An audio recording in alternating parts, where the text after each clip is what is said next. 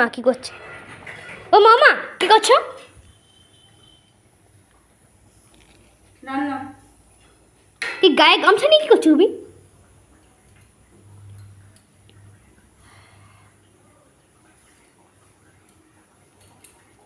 তো পেয়েছো? হুম। তুমি কি রান্না করছো আমাকে দেখাও।